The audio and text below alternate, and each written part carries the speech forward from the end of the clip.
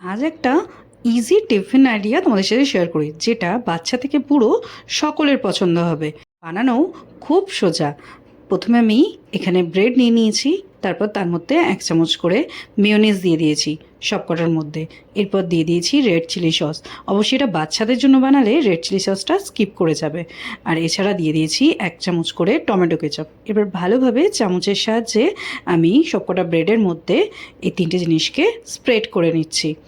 এরপর আমি দিয়ে দিচ্ছি এর মধ্যে অল্প একটু গোলমরিচ গুঁড়ো সবকটার মধ্যে, আর দিয়ে দেব তার সাথে অল্প করে চিলি ফ্লেক্স, আর অল্প করে বিট নুন দিয়েছি জাস্ট টেস্টের জন্য।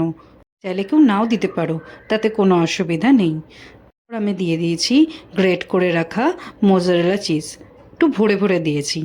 শুধু এই দুটো ব্রেডের মধ্যে আমি মোজারেলা চিজটা স্প্রেড করে দিচ্ছি একটু।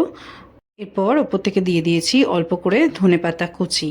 তারপর আরেকটা ব্রেডকে এর ওপর দিয়ে ঢাকা দিয়ে দিয়েছি। এবার একটা ফ্রাই প্যানে অল্প বাটার নিয়ে সেটা ভালোভাবে মাখিয়ে নিয়ে তারপর ব্রেডগুলোকে দিয়ে এক এক পিঠ আমি 2 মিনিট করে সেঁকে নেব, যাতে ভেতরের চিজটা মেল্ট হয়ে যায় আর ওপরটা একটু ক্রিস্পি হয়ে যায়। এরপর নামিয়ে নিয়ে আমি মাঝখান থেকে কাট করে নিয়েছি, দুটো ভাগে ভাগ করে নিয়েছি। দেখতেই পাচ্ছ ভেতরের চিজটা গলে গেছে আর সস আর মেয়োনিজের সাথে মিশেও গেছে। চিজ স্যান্ডউইচটা দেখতে যেমন ভালো ছিল, সেরকম খেতেও অসাধারণ ছিল। এটা বানাতে একদমই অল্প সময়, মাত্র 10 থেকে 15 মিনিট।